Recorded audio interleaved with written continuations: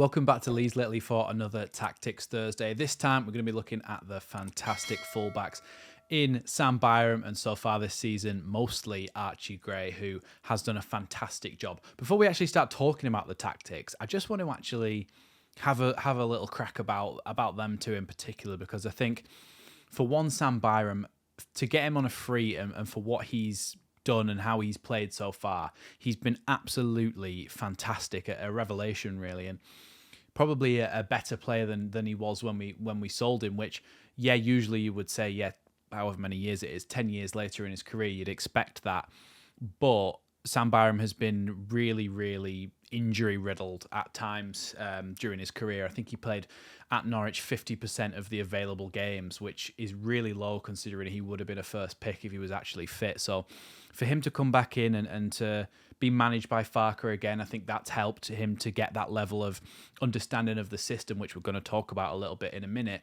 And that was already embedded in him. So that's great for him to get going really fast. But as well as that, he's just been fantastic. He's been far and away one of our best signings this summer, especially given he was free. Then you look at Archie Gray on the other side, who had started the season as a central midfielder, and everyone was going, he's fantastic, like getting in the team at his age, at 17 years old, and being able to actually go and play and do decent and not actually look like a 17-year-old, look like a fully fledged championship professional player, was remarkable as a midfielder. But then to him going at right back and doing the same thing is amazing, really. Obviously, he had played there a few times at international level in the under-18s, under-20s, all that sort of thing.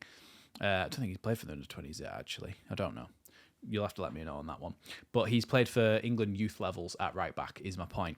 But it wasn't something that he'd done a massive amount, and for him to come in there and do such a good job and have such a calm head with it, I think is something that just needs to be applauded as well. So now we're going to talk into the actual tactics, and I did mention this briefly when I did my Farke Tactics Explained video, but I thought I'd do a little bit of an update because it highlights a problem with one of our other fullbacks, Junior Firpo, about him not understanding this.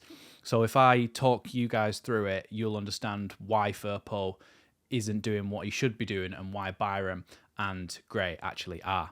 So, tactics board, like we did the other week, we had, I know you can't fully see that, hold on, let me just focus on that for you. There you go. Better to focus on that than me, isn't it? B, Byram, G, Gray. We did it with our attacking, with that counter-attack video that we did last week.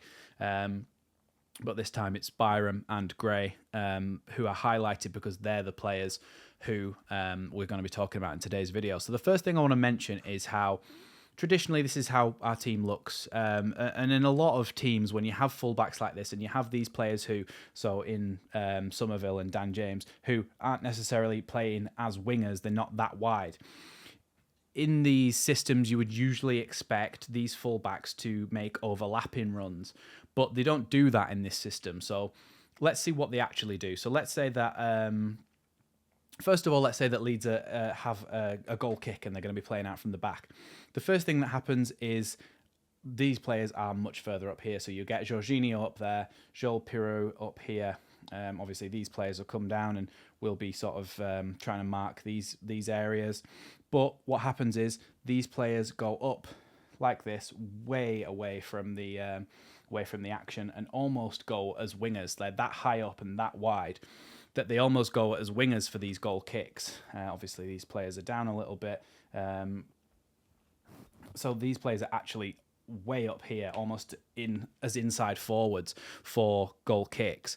But what happens is maybe if this team isn't pressing as much, these two split. So that'll be, and we get Kamara a little bit further forward as well. But these two split, and that is Rodon and Strauch, and then they're able to receive the ball. So if this man comes in, you've still got that option there. You bounce it off Ampadu. Ampadu can turn, give it to Jorginho, whatever is on, basically. Or not Jorginho, Somerville, but whatever is on, basically. So the centre backs will split, and unusually for a team playing out from the back, your fullbacks basically just go, right, we're going to play as wingers. And what you actually have is the players who are a little bit more competent in carrying the ball in these positions. So you'll actually have somebody like Jorginho maybe dropping into this space here. You have Kamara coming up almost in line with Jorginho or Firo, whoever it is in here. And then you'll have these players here will be Somerville and Dan James will actually be an option really on these sides to come and get the ball and drive it up the pitch. And there was actually a really good example of this when, I can't remember which game it was in, but it was the one where Sam Byram was here. Jorginho got the ball from here. He gave it to Sam Byram. Sam Byram did a little back heel into his path, and then Jorginho was in down here. So you can see that Byram is actually almost a target man in that situation. Gray maybe not as high. Byram seems to be the one who goes higher in this system. But you saw in that situation, I can't remember who it was against, but somebody will remind me in the comments, that Byram was actually here and Jorginho was behind him here, and he gave him the ball, little back heel into his path, and that was the one where he ran right around the players. I think it might have been against Huddersfield, and he ran right around the players and was able to get into the box because of it. So that's the first difference really that our players will get high and maybe not massively wide, but they will be up here almost as inside forwards in these gaps here, which is quite strange for a first thing. Then we talk about when we're actually in the attack. So let's say that this team is really backs against the wall trying to defend against us, and we're on the attack here. So let's put your Piru there. You've got Gray would probably be around here. Actually, no. Gray's a little bit further back, a little bit more withdrawn, and Byram is usually right up here, involved in the attack in this sort of zone here. So if you imagine that the pitch is split up into sort of zones, this would be your wide zone right down here, and that is where your traditional fullback would be. Say you had Somerville there, your traditional fullback would be overlapping. But that is not what Farke wants his fullback to do. You actually want them in this gap here. So this sort of channel here, in between there and there, that is the Byram zone, basically. When we get into that area of the pitch, you actually want Sam Byram in there rather than out wide. And it's actually Somerville who provides that overlap from Byram so that Somerville can be the one to get into the box. And obviously, when you think about it like that, it does actually make sense because Somerville is the more skillful player on the ball. He's the player who's more likely to be able to do something when he gets into the box. So if you had it the other way around and Byram was the one going into the box, Somerville would be kind of left on the edge here and he wouldn't have as much purpose during this. But what that allows is that Byram can play the ball into the box to Somerville, and Somerville can go and do what he needs to do to get the ball in the box.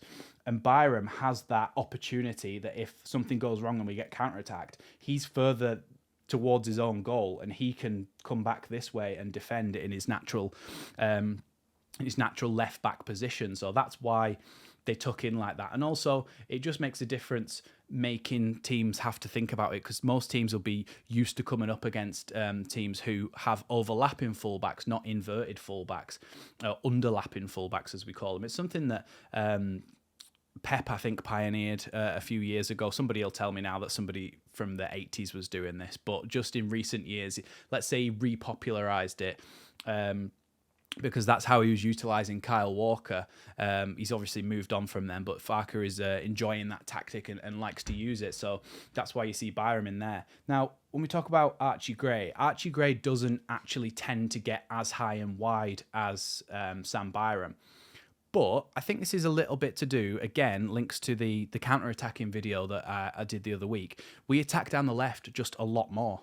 That's as much as I can think is the reason, really. I mean, Archie Gray does actually get forward and does link up with Dan James on a lot of occasions, but those two aren't as effective together because Dan James isn't quite the skillful player that Somerville and Jorginho are, who usually float towards that side. So Archie Gray can and does get involved in that same situation on the other side, but most of the time it's Byram. So when Byram is up in these situations, Archie Gray is, let's just rub that out for a second.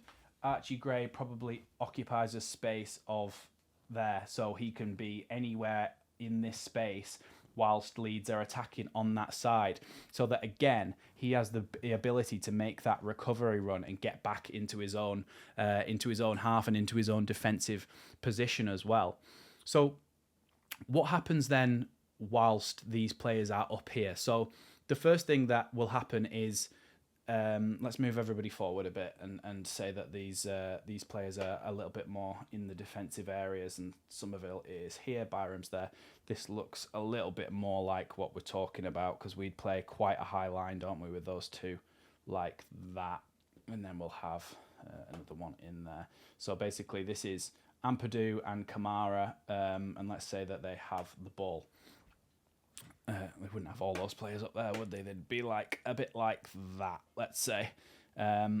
So what happens then whilst Byram has the ball? Because as it looks, you can see that there's massive gaps here and here. Obviously, when it's down that side, Archie Gray has more of a chance to get back into that area. Let's just rub that out because it looks a bit ugly and confusing. But yeah, so this is the area that we're kind of worried about, and the same on this side as well. We're thinking like, look, those are massive gaps, and if they counterattack, what we're going to do?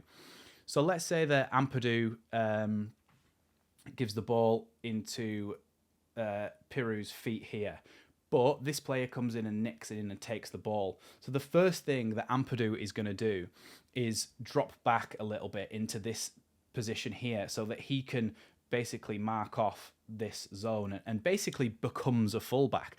Because it was on the other side, like I say, Archie Gray is able to drop into there and have his own fullback position sorted, but Ampadu can drop into here and instantly create a bit of a back four. The same if it was on the other side, it would be Glenn Kamara or somebody else from the midfield, maybe even Dan James at times, would drop into that fullback role to cover. But as it's primarily on the left that this happens, we're just going to talk about the left for now, but everything applies to the right as well.